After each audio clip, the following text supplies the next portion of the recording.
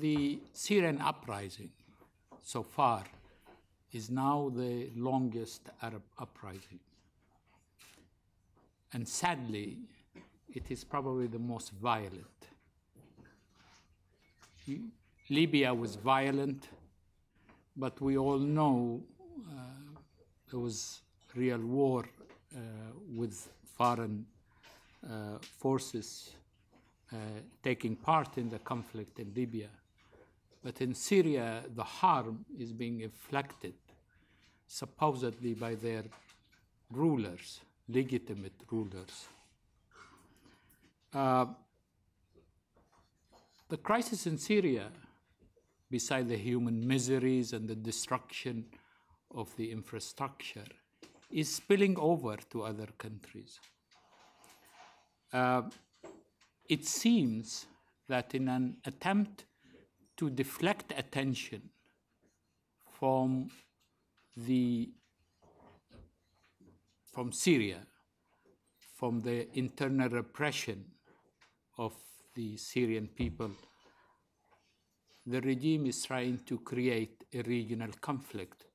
So the conflict becomes not about Syria, not in Syria, but about Syria. So they are, between now and then, shelling Turkey with Turkish territory with mortar fire. And interestingly, they ceded control of northeast Syria to the PDY, or PYD, which is the Turkish counterpart of the PKK in Turkey. Obviously, they want to provoke Turkey to intervene there in Syria. So we will have a regional conflict. Then it becomes not Assad repression of his people, but this is a regional conflict. They're doing the same thing in Lebanon. Of course, Lebanon, they sent people to assassinate in order to create sectarian war in Lebanon. But they also shell the border areas. The Lebanese always protest, but to no avail. And Jordan too. They between now and then, try to stop the refugees from going to the Jordanian territory, and sometimes they shell. The Jordanian army has responded. So the plan is to provoke a regional conflict.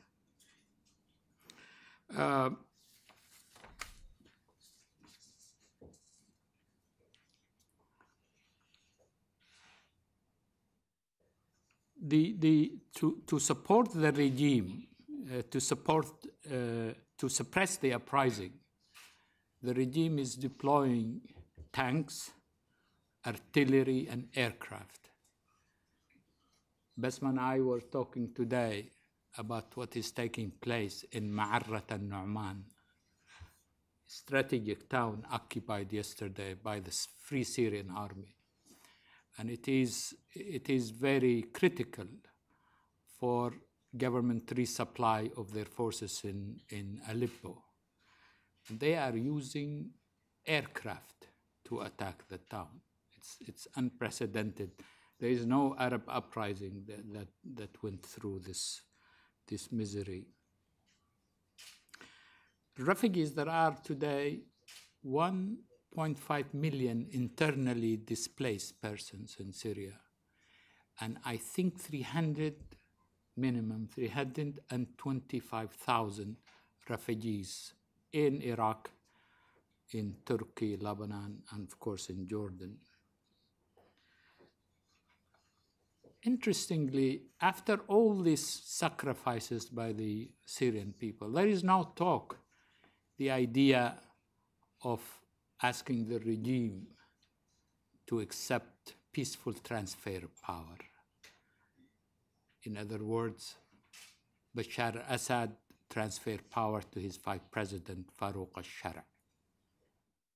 But after all these sacrifices, about 40,000 people killed, and all this destruction in infrastructure, and sadly, in the historic heritage of Syria, both in Homs, Damascus, in Aleppo, everywhere. After all this destruction, now you're asking for a peaceful transfer of power. And even that, the international community seems incapable of forcing the Assad regime to accept it. My reading of that is that the regime, the international community seems to be giving up on Syria. So they keep going back to what they did. You remember President Obama flagged out the Yemeni model for Syria. But the question, will the Syrian accept it? Will the Syrian accept peaceful transfer of power that will get rid of the head of the regime, but the regime remains virtually intact? Because let's face it, the Syrian army, unlike the case in Yemen, because in Yemen, in one day, 110,000 split and joined the revolution. In Syria, the army remained largely loyal to the regime. So if you change the president and retain the whole bureaucracy, the whole regime, then what is the change they are asking for? But in any case, this is some of the issues I wanted to raise by introduction. But our guest will deal with all of these issues, and of course later on with your questions. And our guest is the former spokesperson of the Syrian National Council. Bassma is also the executive director of the Arab Reform Initiative.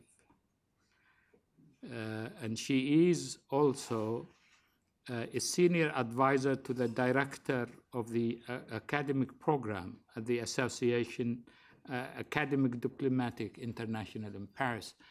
Bassma and I'm from Yemen, she's from Syria. Every time she comes to New York, we compare notes and we commiserate together about the sad story that is unfolding in Syria and of course in the Arab world, including in Yemen.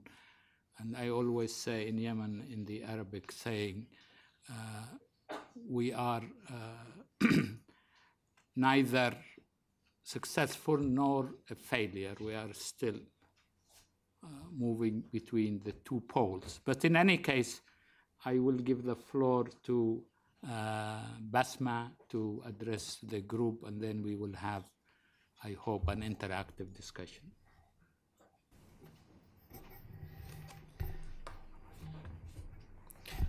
Thank you. Thank you very much, Abdullah. This is a precious opportunity for me to speak at the IPI. And I must say, having no official position at the moment, I am almost free to speak, although it is not always easy to say completely freely what you think, given that we have many figures out there waiting to see how they can pick up on what we say and distort what we say. So my first question to Abdullah entering this room was, is this on the record or off the record? He said it will be on the record, and it's podcast on your website, I suppose. So I still am a free person in the sense that I don't speak for any particular institution, but I do believe I speak for many groups on the ground and for the Syrian revolution and in general, if I may say. So my position is not very different from what you hear from the Syrian opposition. But my role is, and this will be really the approach I will take, which is not so much to offer you an analysis of the situation. I think this is a very well-informed audience, and I do not believe you are really seeking to hear an analysis. My approach will be more what is about to happen and what can be done, where I believe the keys are to a more creative approach to the situation in Syria. I think we all see that over the last year and a half, we've heard from the beginning the key figures of the Syrian regime, Bashar al-Assad himself, his cousin Rami Makhlouf, and others, say very clearly that they will go to the end, that they will set the whole region on fire, that there is no way there can be any compromise or negotiation with these dangerous people on the ground who have decided to rebel against the regime. We did not hear enough what that meant. But a year and a half and more now into this uprising, what we have seen is the drift scenario. That is that no decisive action has come, or no decisive intervention in the sense of intervening in the process. No intervention has come to change the dynamics of a extremely dangerous process. And every month that goes by, we are faced with difficult choices, risky choices, and only bad choices, really. What is announced usually happens. People say the revolution is going to be to turn military. It did turn military. Some dangerous groups might come into the country. They do come into the country. The regime is trying to tear the social fabric of the country apart by dividing communities along sectarian lines. It exactly happened in that way. The militarization is a process that has led to the emergence of all sorts of groups that are divided on the ground. That's what happened. And the killing continues. And it is really quite baffling to see that nothing has come to change the dynamics of the situation on the ground. We are still faced with the question that usually comes every time we speak of the situation in Syria. Is there an alternative to the Assad regime? And a correct answer is this is an outrageous question and an irrelevant one. If you speak of the criminality, the level of criminality that the situation has reached, that this regime has shown, the level of horror that we are seeing, and when a regime such as this one is set to tear apart the country along sectarian lines, when we have indications from defectors, serious people, that there have been discussions about the option of what you do and when the possibility of using chemical weapons could emerge, leading even the Iranian leaders to say this is a red line. This doesn't come out of the blue. It does come in response to what some people inside the regime who have now defected, whether military or political, have been hearing. When the regime shows that it is ready to divide the country to survive, only to survive, the obvious answer is that this is a very dangerous regime, not only for Syria, but for the whole region.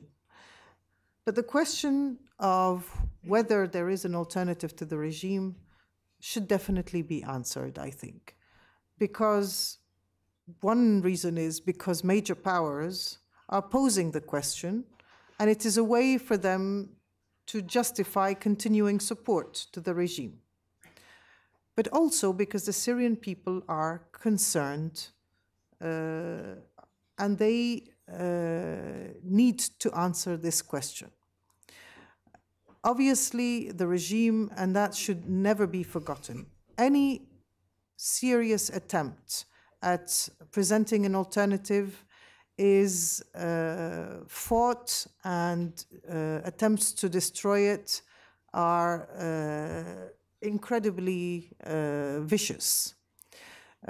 We have seen that the moment the opposition began to organize into the Syrian National Council, the first comments from the regime were, whoever deals with this council will face consequences. These were threats.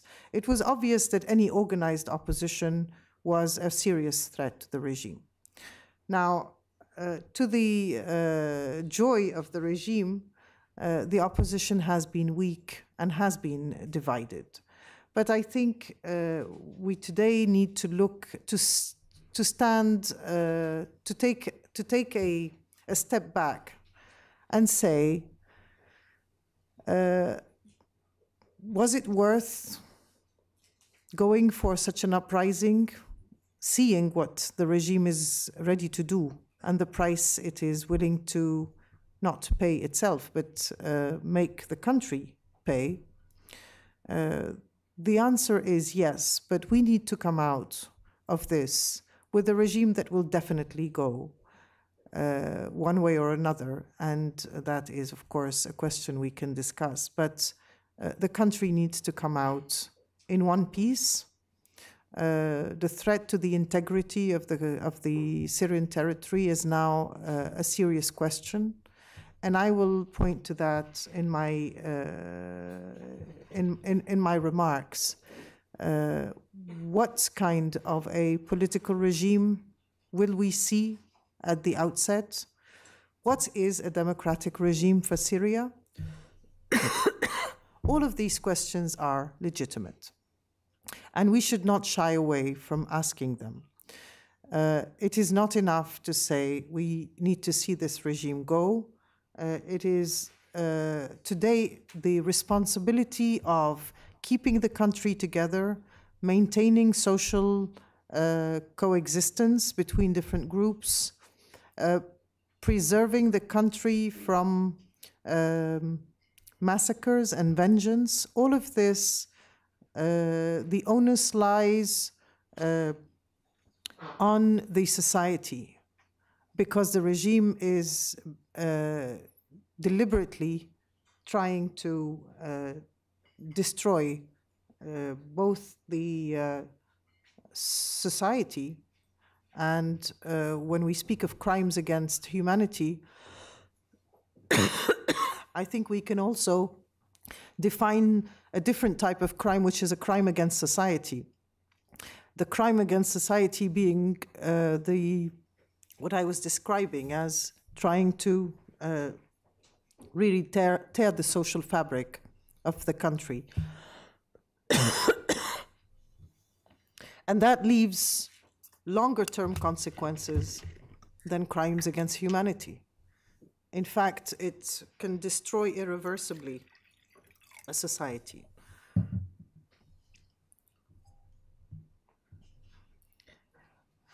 I think what we have faced with the most difficult challenge we have faced has been how, in this very difficult context, an opposition political front can organize. This is what I would like to focus on and say in three questions. What can Syrians do themselves? What is it that they need from friendly countries and from the international community? And thirdly, say that there is a very strong message from the society and from the opposition that Syria will not be able to resolve its issues on its own, that it will need help and a long-term commitment to save it from all the risks and dangers that it faces. So first, on the opposition front, I think we have today a need for an opposition front that can really organize itself, and that is not easy at all. The organizational challenge for the opposition is a huge one. If we compare the Syrian opposition, and particularly the Syrian National Council, to the Libyan Transitional Council, we see that Syria has too much of a political opposition to be able to organize the way Libya organized, which was along regional representation. Syrians would not go for that. They prefer to say there are political movements in the country and those should be represented. And this is what prevailed when the Syrian National Council was formed. Was this a good idea? I am not sure we could avoid it back then. But it was certainly a complicating factor, because although these political trends exist in Syria, the actual structuring of political parties does not exist. So when you build a coalition and you don't have structured forces to come into this coalition, you do not produce a very structured coalition. So building a complex opposition front was an organizational challenge. I think today what we need to see in any opposition movement, and I will come in a moment to what the projected plan is for the opposition in the coming period, is that we definitely need to see the participation of representatives who have defected from the regime. These are figures who are strangers to the opposition, and they actually have a different culture and different approach to what needs to be done. But they are very precious because they have an experience of state institutions. They are likely to reassure a large community, a large section of society that has remained silent and fearful of the collapse of the state and of its institutions. Those who have defected, some of those are very interesting figures who can definitely play an important role in the coming period. I would say, and this is not orthodoxy in the opposition, the participation of members from the Ba'ath party is also, I think, a need for the opposition. We know that millions of Syrians are members of the party. Now, they were forced to be members. There was no way you could not be a member of the party if you wanted to go to university, to have a job in the public service. It was a necessity.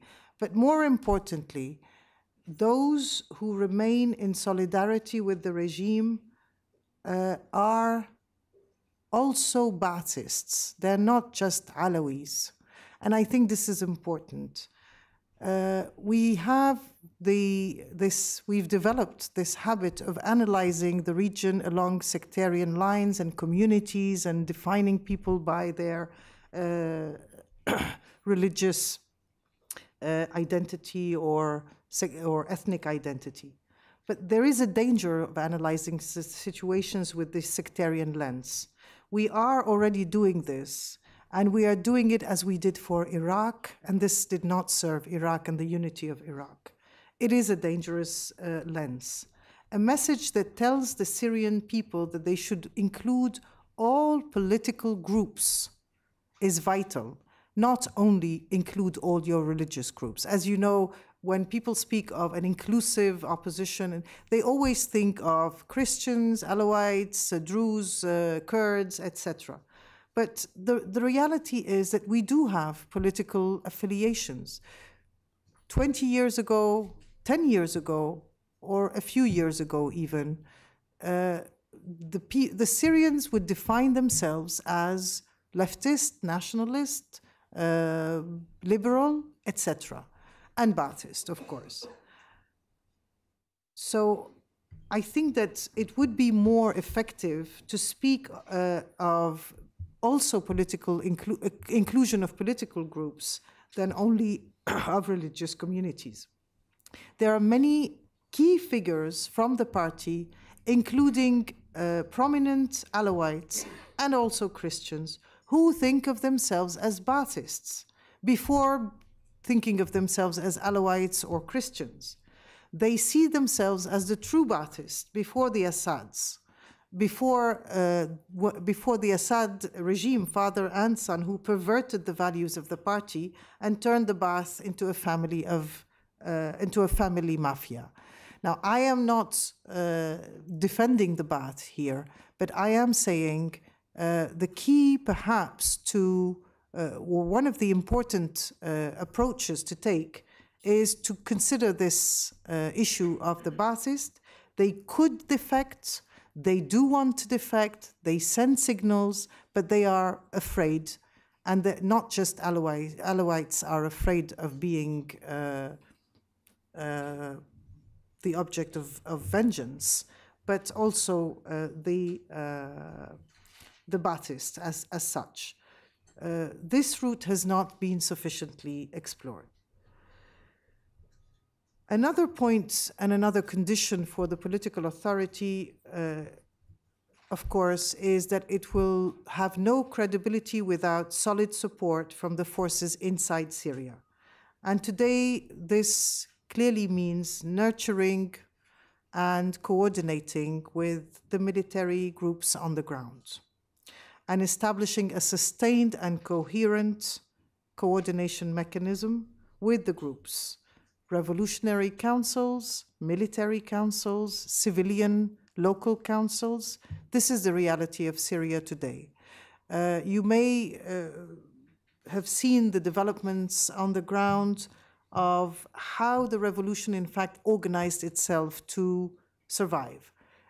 More and more, we have moved into local organization, and local councils have taken more and more of a role in organizing people's lives as the state was withdrawing, because what we have today is that the regime simply does not control the territory, does not provide services, and in fact has de facto left society to organize itself. And what has taken over from the public institutions and services is the local organization of society. And these local councils have come to play a very important role. In many regions, in many of the localities, they take a double role, a dual role, a civil and a military role. They develop security, legal services, all sorts of educational, of course, health, everything is, in fact, handled at the local level. But the important party that today needs to bring its support to a political authority is what is called the Free Syrian Army. And I would like to take a few minutes to speak of how the Free Syrian Army is organized. The Free Syrian Army includes groups from all sections of society in Syria. We should, in fact, probably think of it not as an army or military groups, but rather say this is a population that rose against a regime, first peacefully, and then picked up arms to defend itself. And then in a third phase, after the failure of all diplomatic attempts, regional and international, and as you know, we had 2 observers' missions, one from the Arab League, one from the UN, over a period of 8 months, and they both failed. These people who picked up arms were the same who demonstrated early on in the uprising. They came to the conclusion that the fight against the regime would need to be resolved militarily, and therefore sought increasingly to acquire the military capability to confront the regime. So what is labeled as the Free Syrian Army is, in fact, one, any man, a few women, who was demonstrating peacefully and did not give up when the regime tried to crush the revolt, and therefore picked up arms. And two are military men, officers and soldiers, who defected. Now, in neither of these two groups, you will find a clear ideological or religious affiliation.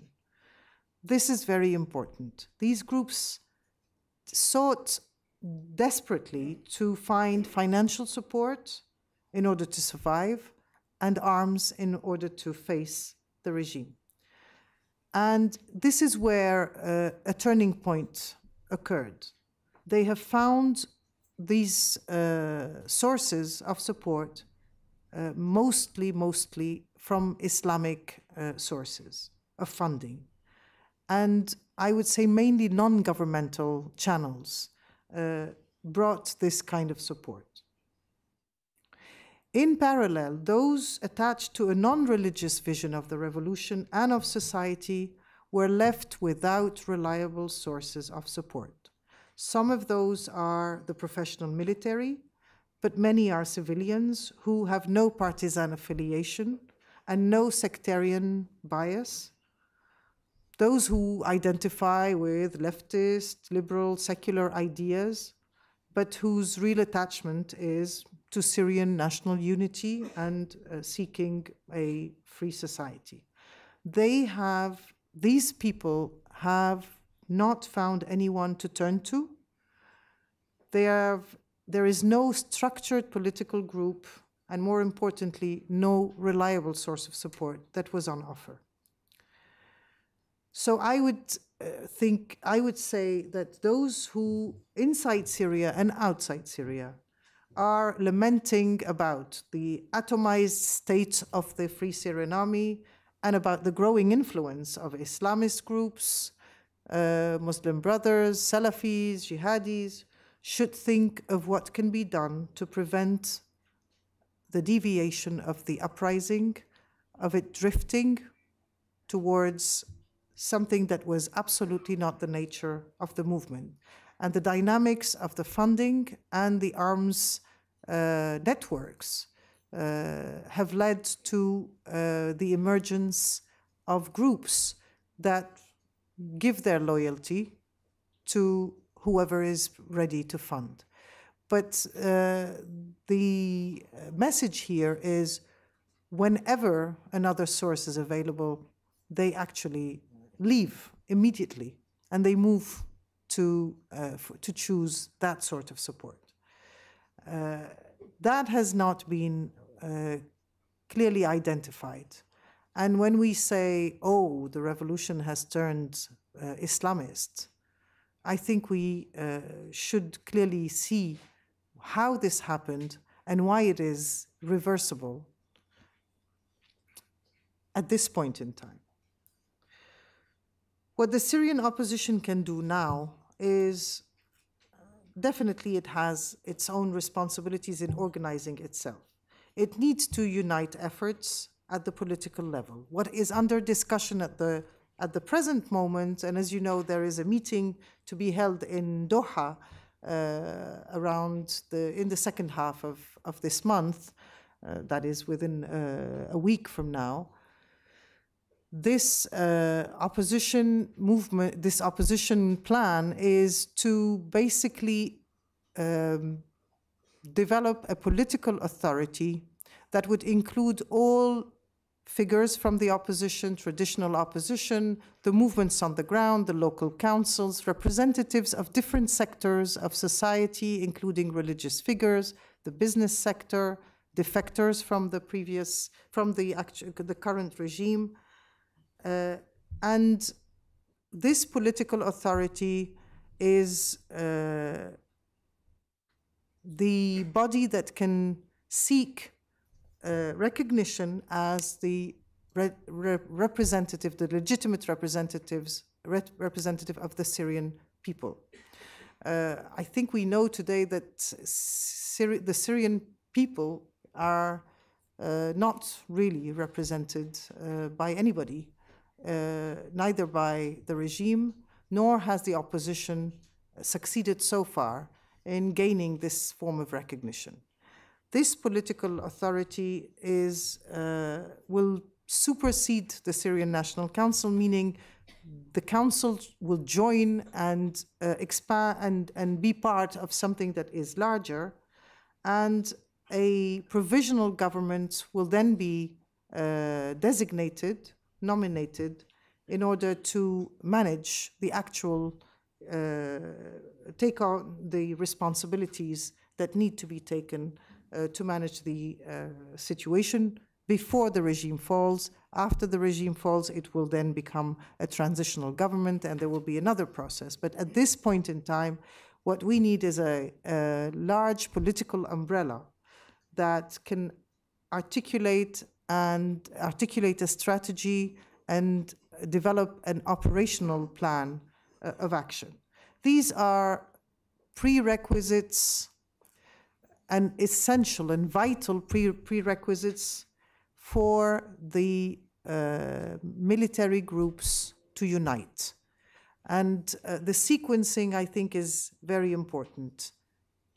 If we want to see the military groups on the ground unite, the only way to do so is if the political authority that will hopefully emerge is given the capacity and entrusted with the responsibility of channeling the needed support to the population, whether it is humanitarian aid to the whole population or even the military support to the armed opposition.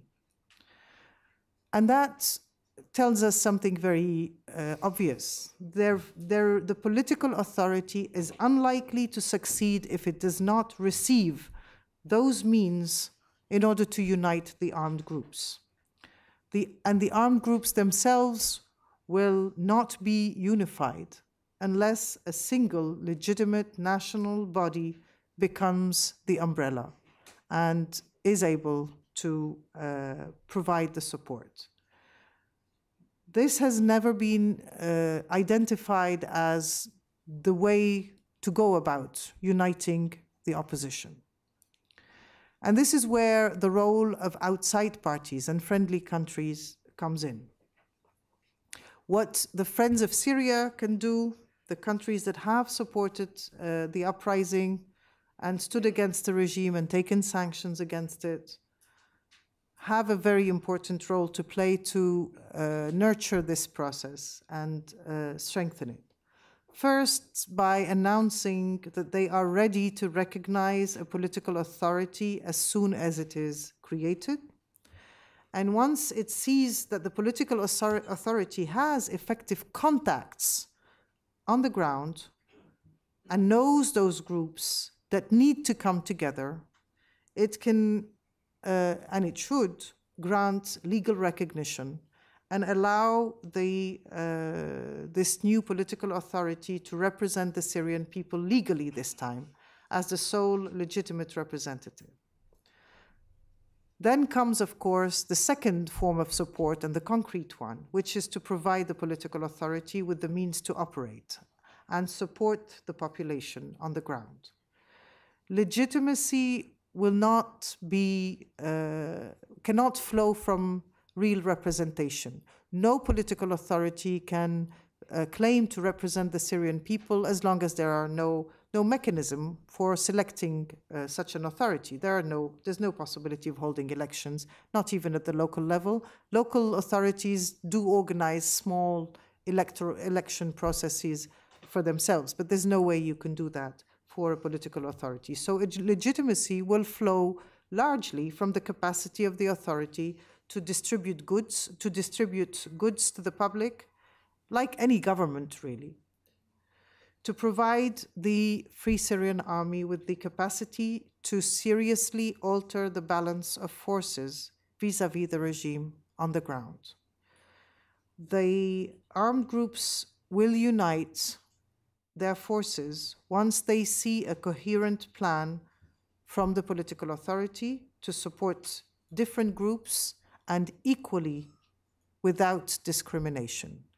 The weakness of a political authority led to the de facto emergence of one political group that was most organized to develop its own strategy on the ground. And I think this has now shown, and shows clearly now, that it is delaying the results, the positive results of the revolt, that it is creating anxiety both inside Syria among certain groups as well as outside, of course. So we do need to see an authority that relates to the groups on the ground as a national authority with no specific political affiliation. But the message is clear. There will be no joint command without a centralized source of support. This should, in fact, result in restoring the balance between Islamist and non-Islamist groups on the ground. It is not enough to tell the opposition to send the right signal to the minorities to include them in a political opposition group.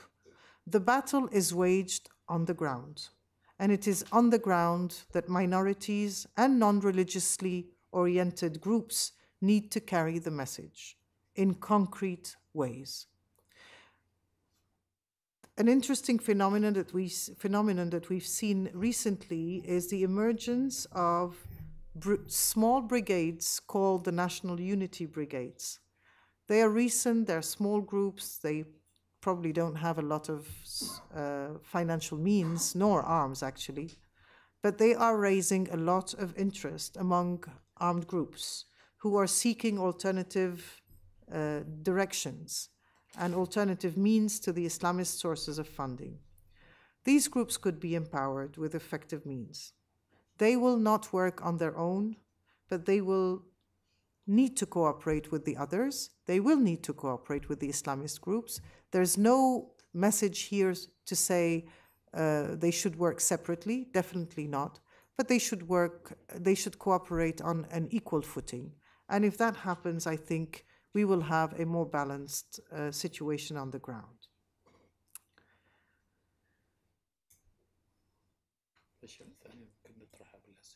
I will finish on one point, which is to mention what the opposition has been calling for the last year and a half. The call for a no-fly zone. And I would just say that if there is such a no-fly zone, if ever such a no-fly zone is created to create a safe area for humanitarian purposes or for other purposes or wider purposes, it is not an either-or issue. The Free Syrian Army on the ground will still need to be empowered in order to face what the regime is done and is almost unprecedented, bombing its own cities and its own population. I want to finish on the issue of what we can realistically expect once the regime falls. The question is not whether it will fall. I think we know there is a certain outcome of this, an outcome that is inevitable, which is it will go. When it will go is really the question. But the more important question is that Syria does need a lot of help today. It needs it now, but it needs a firm commitment of immediate assistance after the fall of the regime and a commitment of support over the long term. There are dangerous solutions that may be considered. A Dayton-like arrangement, very dangerous. We can discuss this later in our discussion. A sectarian-based arrangement, what is called the Taif arrangement in reference to what happened in Lebanon. This is also a dangerous solution that could be a temptation for the international community. But the reality is that a provisional government, however coherent and effective, will at best be able to put the right people in place to run state institutions, but it will be overwhelmed with the task of catering to the immediate vital needs of the population. There are now 10 million Syrians in need of assistance. You mentioned the displaced, yes, but those without resources are a good 10 million today. Half of the population is in need. A government will not be in a position to restore law and order. There are huge risks, and we should not minimize those risks. Risks of partition, risks of massacres, of vengeance, of chaos, of different groups on the ground, of warlords. All of this has now become a reality, a real risk, as a result, and let's be clear, let's draw the right conclusion, as a result of the non-management by the international community in any effective way of the situation on the ground. If the management has not occurred during the crisis, during the uprising, and to stop the regime from committing what it has committed, I think there is a huge responsibility for the international community and the UN in particular to take on the role in the immediate aftermath and start preparing for that now, because that does take a long time and will not wait 3 or 4 months before we can move some effective presence on the ground to keep the country together and prevent the worst from happening. I'll stop at that, as I think I spoke for much too long. Thank you. Thank you very much.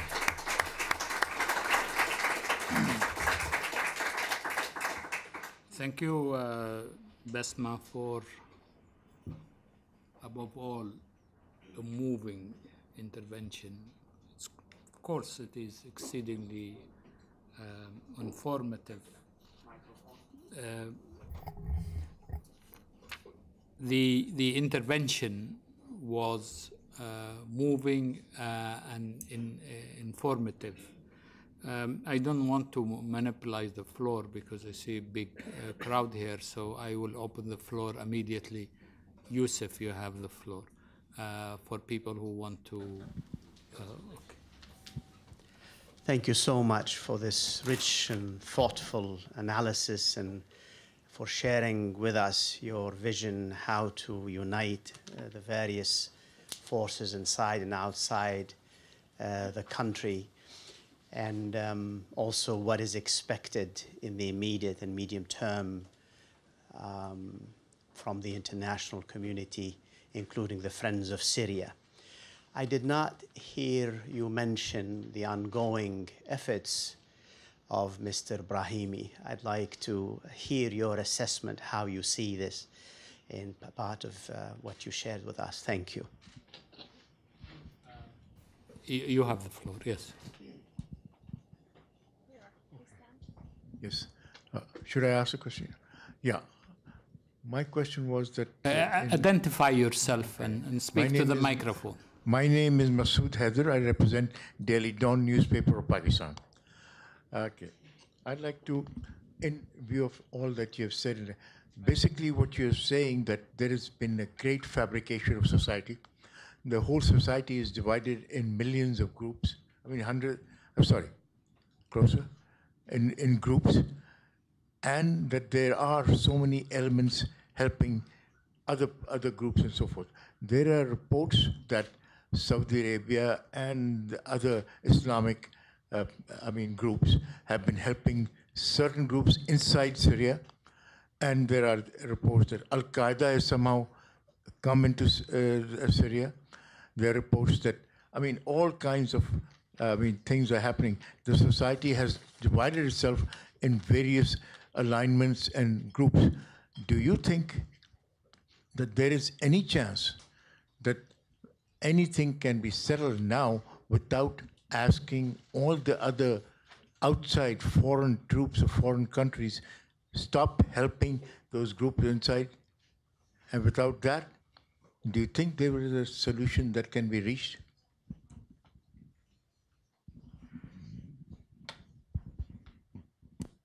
Floor.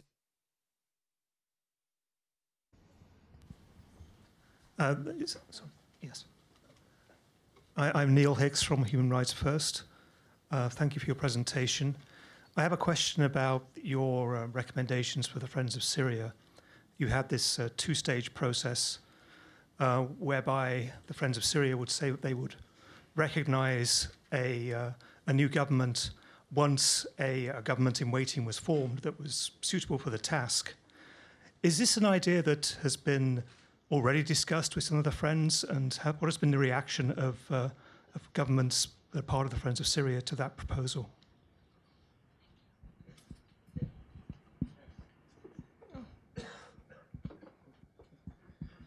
Thank you. I'm Khalid Mansour. I'm with UNICEF, I guess from 9 to 5, so I'm asking in my private capacity.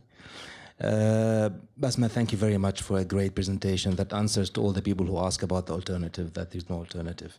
So clearly you've given us a detailed scenario for the few days before the collapse of the regime and for the few days after the collapse of the regime. But it's predicated on international support, starting from recognition of that central authority that will distribute goods, and that's the way it will get legitimacy, to assistance after the regime collapses.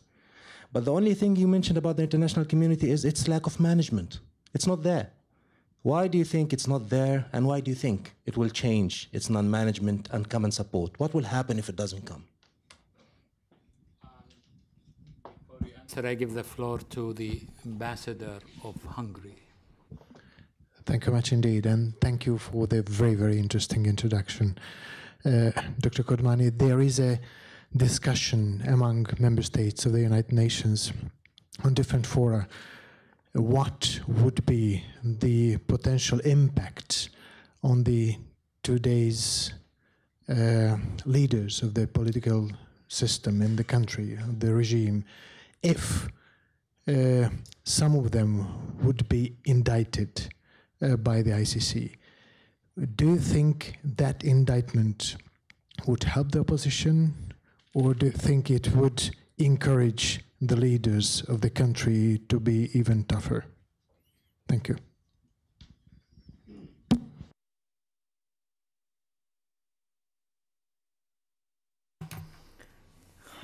Okay. Well, thank you. These are all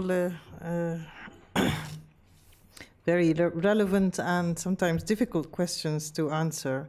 On the Brahimi mission, the opposition expressed very high skepticism on when he was appointed, and frankly, the disillusion with the Annan mission, the way not only Annan tried his best, but the absence of cooperation from the regime in particular. And I think we should insist here on the fact that the moment the ceasefire was declared on April 10, 2012, the decision to abide by it was absolutely clear from the opposition.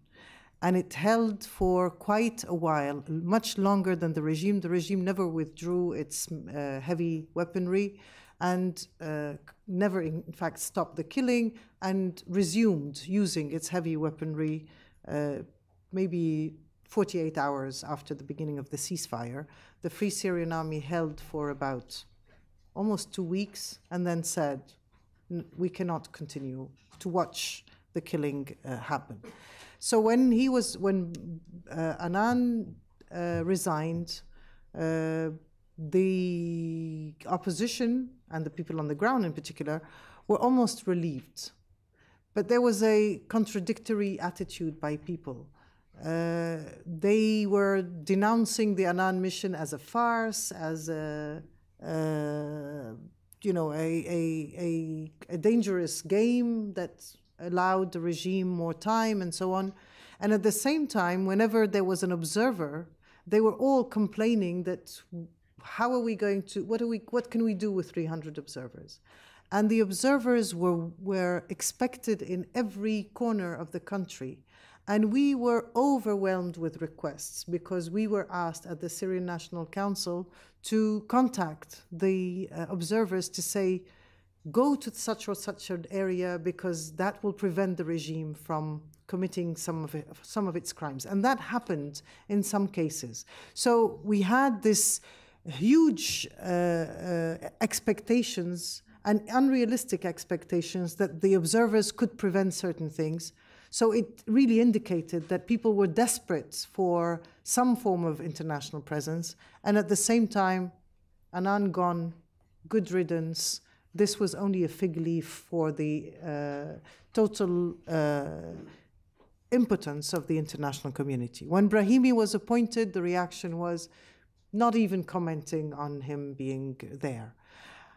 I do think, however, that we need a UN envoy who will, and Mr. Brahimi is experienced enough to think creatively. I think this is what we need. We got used to the fact that this is a very complex situation. In fact, it's impossible. It's so risky that any decision, as I said, is too risky, and therefore we make no decisions, and the situation deteriorates. Mr. Brahimi can still explore ways of reaching an orderly transfer of power. And I say orderly, I don't say negotiated, peaceful, an orderly transition of power, and that is not having to go and physically destroy the compounds of or the buildings where the regime figures live. Unfortunately, many Syrians, those who were close to the regime and close to Assad, some of the business people who worked closely, some of the defectors, have told us there is no way he will negotiate anything. They will go till the end. And that's a very chilling comment, really.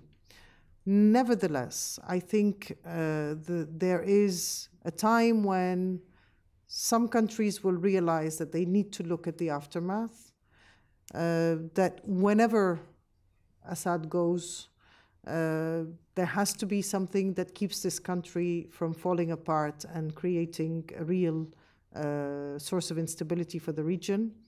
There are many common concerns for countries who are now still supporting the regime, but who know that the future is dangerous.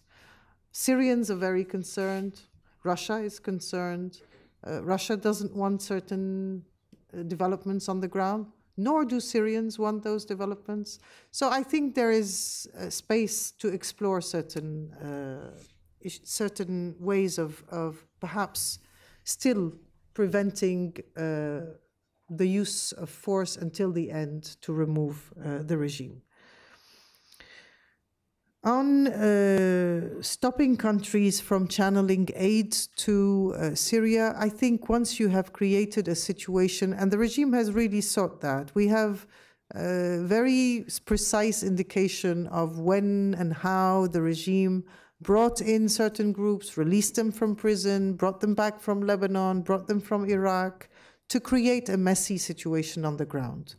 The regime played 2 or 3 different, actually 4 strategies. One was repression, and repression in a deterrent way. You do something that deters others from repeating, and that's it's not a syndrome, but it's a model of the Hama massacre of back in 1982. You deter by killing massively. So it's repression, very cruel repression. It is dividing the society, as I said, along sectarian lines. It is also turning the civilian population against the armed groups. So whenever there is confrontation in some locality, the regime on purpose goes after the civilians. Because it's a good way of turning the population against the rebels. Obviously, the advantage of the rebels is that they have a social context in which they find support. whereas the regime has no support within the social groups. So it's to turn the population against the rebels that the regime is also trying. When you have all of that, you cannot prevent any group from bringing in money, arms, and everything. You just create a situation that becomes attractive for any group to move in. I think one must recognize a reality. Probably the Muslim brothers and Islamist groups, but I would say the Muslim brothers in particular, who lived through the experience of 1982, were very early on convinced that it would become a total military confrontation. And they were the first to start organizing. And they had an advantage on the ground. Once you have a place that is, a pull factor that attracts, that needs arms and money, you immediately activate channels which exist, obviously, across the whole region, which operated in many different contexts. They operated for Iraq, they operated for Bosnia. Channels of solidarity, networks of solidarity, and these are obviously Muslim networks. This is the reality of the region. Even humanitarian aid, if you leave it to take its natural course, it will come through religious channels. That's normal. These are religious societies, pious societies. They trust the Muslim, or they trust the religious channels. So money comes through those channels, and that's just a natural situation. I don't know whether we can really blame so much any specific government or country. I will just say this is a region that is Islamic, that is Muslim, has a lot of money, and the money comes from all different sources. On the issue of the recognition of a political authority, I would say this is a recommendation from the opposition. Many of us are saying, do not sit and watch and say, well, now it looks credible and perhaps it is time to recognize it, or wait a little bit longer. Take a proactive attitude vis-à-vis the opposition. It needs to be supported in order to succeed, and not succeed first in order to get support. That is a recommendation, and the hope is that we will be heard on this one. Whether the Friends of Syria will move now, while they did not, what it has done for a long time over the last year or so, it has blamed the opposition for its divisions. And this is why I structured my talk on those 2 points: what Syrians can do and what the outside world can do. Definitely, the Syrians have a lot of work to do themselves. They are working, but again, the outside can really help. It's a mutually reinforcing process, and it has to be, I think, designed and thought out in this way. Finally, your question on the process of indicting people for the regime figures for their crimes. I think it has become inevitable and necessary. It is going to be part of a vital process of reconciliation, transitional justice. There is no way we will go through or start a transitional justice process without having those indictments. Unfortunately, I think it will have no impact now on the attitude of the regime. It is not going to make it neither more likely to negotiate or less likely.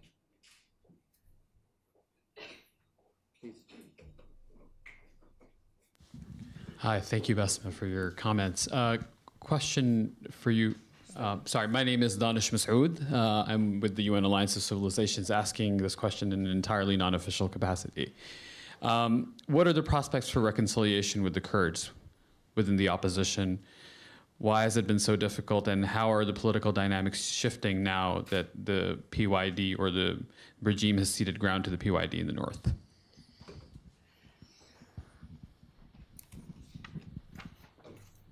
Thank you. Ann Gallagher, Brandon International Advisors. What I don't understand, it may be very naive, why does the Syrian army, which is basically still remains loyal to the regime, when the foot soldiers basically have to be targeting their own people?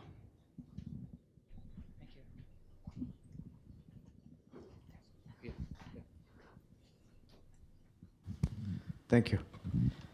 Emil Krzyzewski, Macedonian Assembly. Thank you very much for the introduction. Thank you very much for your explanation about the domestic policy, the domestic situation in Syria, and the influence of the international community. I would like to ask you about the situation and the relations with Turkey, the current situation and what's happened on the border, and how can you manage the situation with the army, the Turkey army, and what will be going on? What is the position of the actual authorities in Syria? Thank you. Thank you. Although Bassma does not speak for the authorities, I mean, you know, she is a supporter of the opposition, but she will.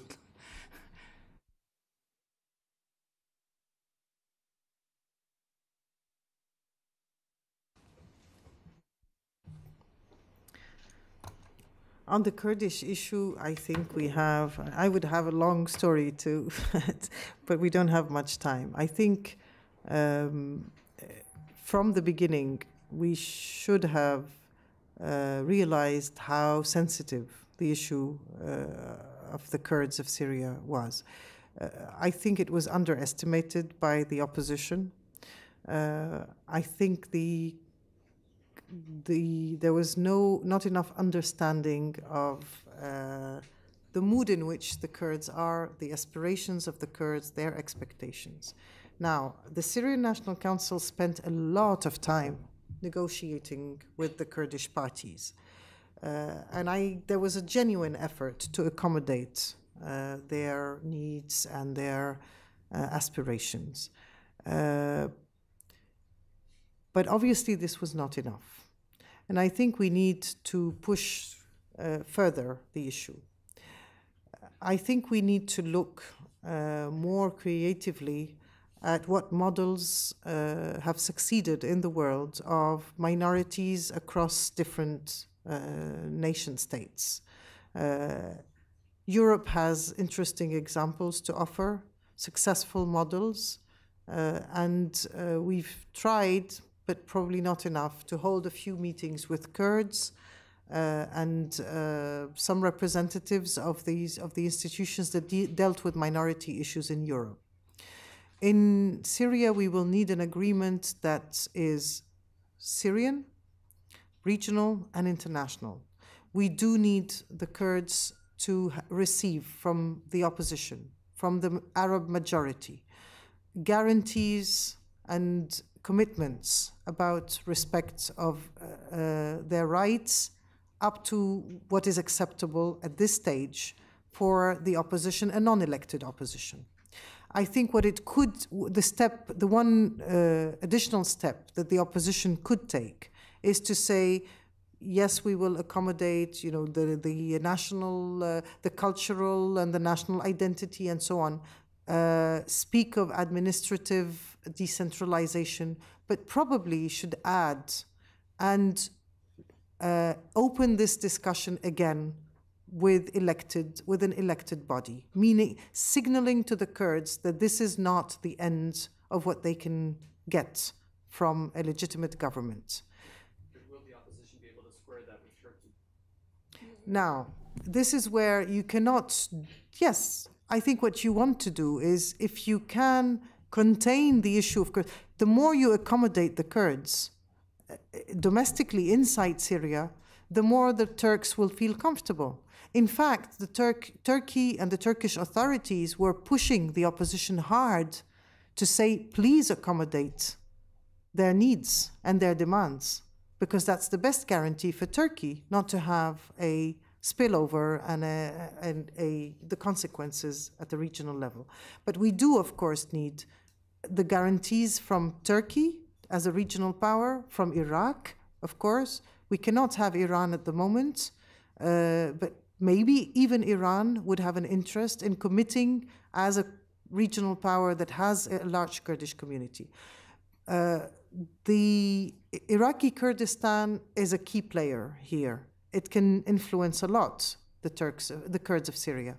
But Iraq itself, or the Kurdish Iraq, Iraqi Kurdistan itself, would probably need some nudging or some pushing from the United States and European countries in order to abide by any agreement that can be reached. I think there should be a parallel track that resolves the Kurdish issue now, because, as you know, the regime is using it in a very dangerous way, is giving control to the most radical group, the PYD, which is affiliated with which is the branch of the PKK in Turkey, in Syria. So the most radical, really the secessionist movement, those who advocate separation and a unified Kurdistan and so on, which threatens the borders of Syria. And that could open a Pandora's box, because if ever the Kurds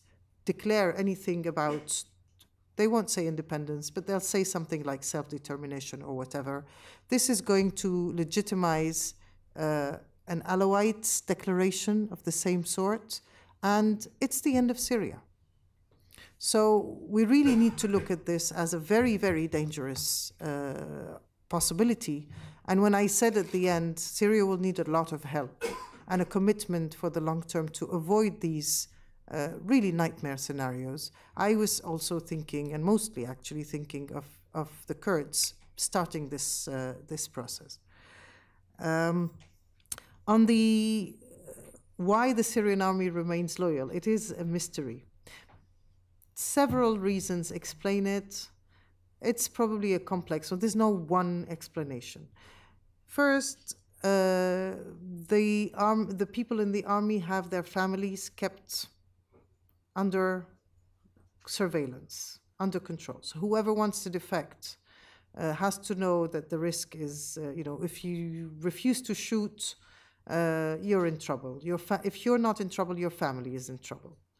Second, I think the soldiers, and this is where, when you are under the control of such an evil dictatorship, people are programmed to do what they're asked to do in order to remain safe.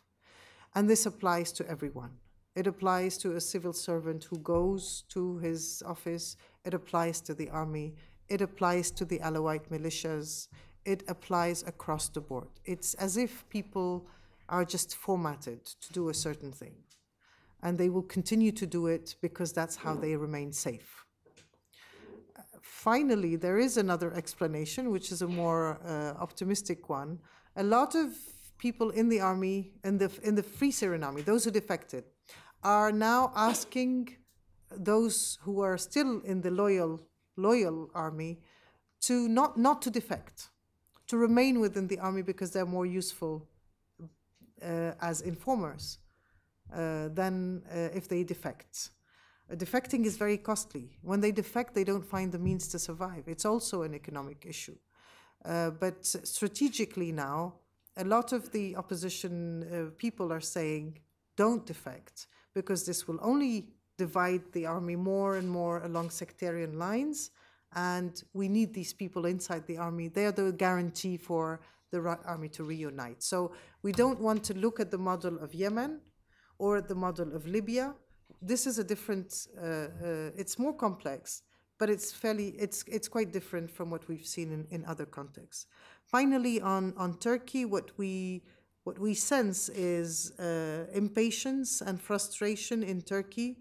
Turkey is the country that faces the highest risks on all fronts refugees, destabilization if there is chaos in Syria, the Kurdish issue, a long border, economic burden from the Syrian,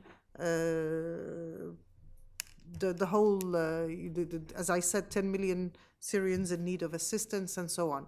And I think Turkey deserves full support, which for now it is getting reluctantly from its allies. It will eventually get it. Maybe not right now, but I think it is legitimate to feel that taking these risks on its own and confronting the Syrians on its own is not something that Turkey wants to do. There's no consensus inside Turkey on full response to the regime's provocations. For now, there's a call for restraint, but this, I think, only indicates that it may be only a matter of time before Turkey will have to call on its allies to take the appropriate response. We'll take a few more questions.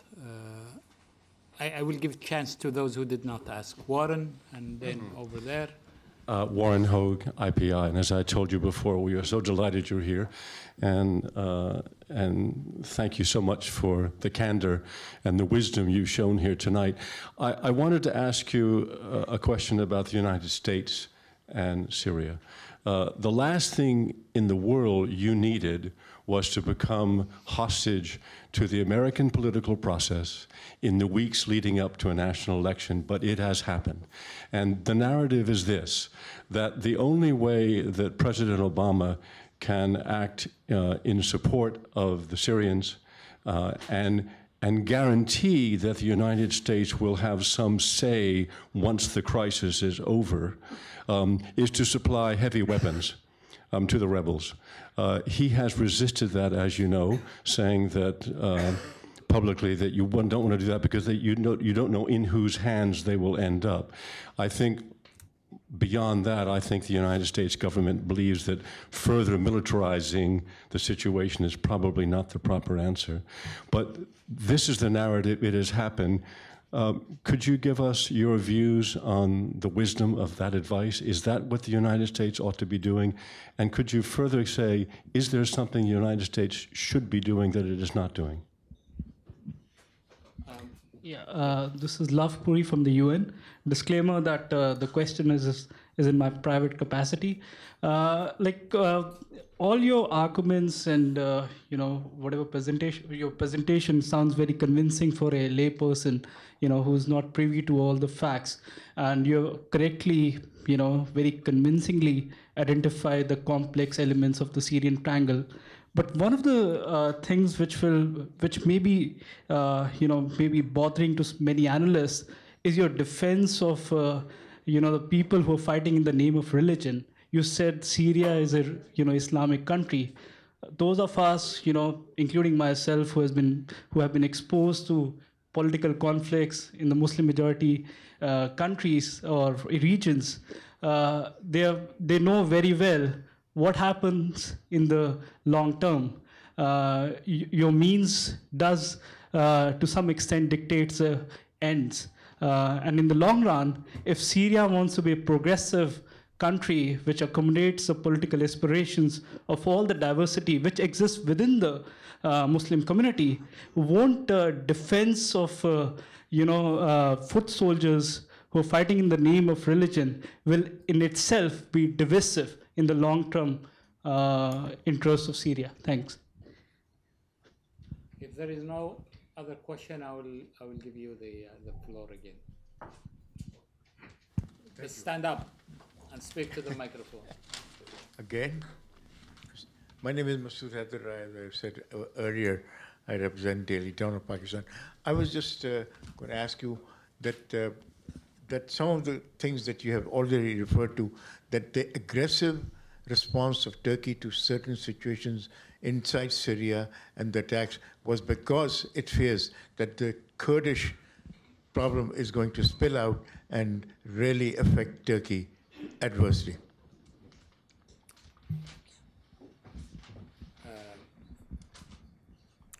Okay. Yes, please, Bassma.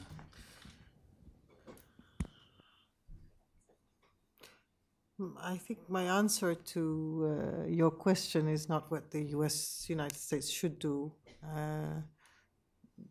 directly, but I would say if such weapons are not provided, the rebels will acquire them one way or another. Whether they acquire them from outside, and as I said throughout my talk, I was really insisting on the fact that these sources are available and can be found. They can also take hold of arms depots of the regime. The country is full of anti-aircraft weaponry. They will eventually get hold of those, and they will have them in their hands. So I think if we look at the argument carefully, it doesn't stand. It doesn't stand. I think we have really suffered from the absence, and that possibly answers also the question that came after yours on the progressive Syria and a diverse Syria. The best way to guarantee a diverse Syria where all communities feel comfortable, including the Sunni liberals, because a lot of Sunnis don't want to live under an Islamic regime, is to come out now with concrete support to the uprising, and to say to all communities, this is a fight of a society against a regime. And if we do not have that, I think we're just getting the result of what enters is what comes out. And that's basically what the message is. You push into the country money from one source, it will have the political impact. And at the end of the game, we will find that as a result, those groups will be more influential. And they've gained influence as a result of the reluctance of support, including the reluctance, actually, of the democratic secular groups, liberal groups in Syria, because those groups thought that peaceful resistance was possible for longer, that's one way or another, there would be international sympathy, so there was calls for intervention, and then everybody was saying, this is totally unrealistic, what are you expecting? You're totally naive, it won't be Libya, there is no foreign intervention, there is no safe, no humanitarian, no safe havens, no nothing. And then the population gave up. Okay, so we rely on our own forces. And that means that over the last 6 months, nobody has called for safe havens. Nobody's calling for outside intervention. They've just decided that they would rely on their own forces, but that has a price.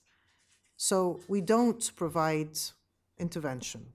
When we have higher rates of casualties than in Libya, when intervention occurred, we don't provide what allows the uprising to change the balance of forces on the ground.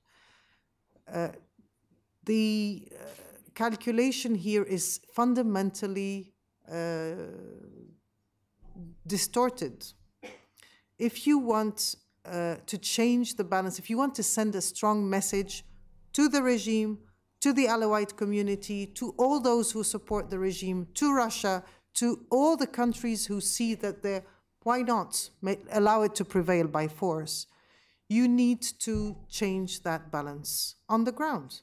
Because many countries believe that it is morally impossible to maintain this regime, but morally doesn't bring a result. And many parties don't care about the moral aspect. They care about the balance of forces. What does it look like on the ground? Oh, it seems the regime has taken Homs over again, which means it might still be able to prevail. That is the thinking that goes on in some countries, unfortunately. And it could be on rivers of blood. If he can prevail, he can prevail. He can come back. And with that rationale, you need to have the means to change the balance of forces. That's what the opposition understood. We need to change the balance of forces enough for those groups who are reluctant to join, for defectors to defect, for those who want to defect, etc., and for countries to change their attitude.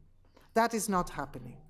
So my answer to you and to the other question is also to keep Syria as a modern, progressive nation, which is what the large majority of Syrians want. The large majority of Syrians want that. And to keep the country in one piece. And that's even more important, because you can get an Islamic regime and you can get rid of it.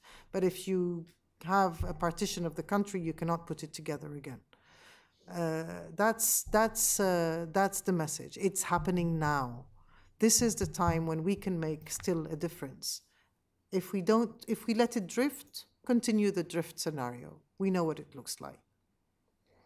And finally, I don't think at any point I wanted to say that Turkey responded aggressively to anything. On the contrary, it has really refrained from responding, and the regime itself has received strong and clear messages from Russia that that's not a game it should be playing. Never consider the regime as a monolith. Of course, they're in full solidarity, but you do have voices, dissenting voices, and some are more radical and want to push for a confrontation with neighbors. They believe that this is to the advantage of the regime, and they've been prevailing, unfortunately. I think these are some contradictions that are emerging from inside the regime as well. Well, finally, thank you very much, Bassma, for your objective and I think reasoned analysis. I think, and we thank you also for this idea of creative thinking in terms of how to resolve, to find a final solution to the Syrian crisis, and also, and more importantly, creative thinking in terms of how to treat the Kurds, minorities, the Kurds and others. I think this is a sound and rational position. We thank you very much for coming to the IPI. It has been great. Thank you.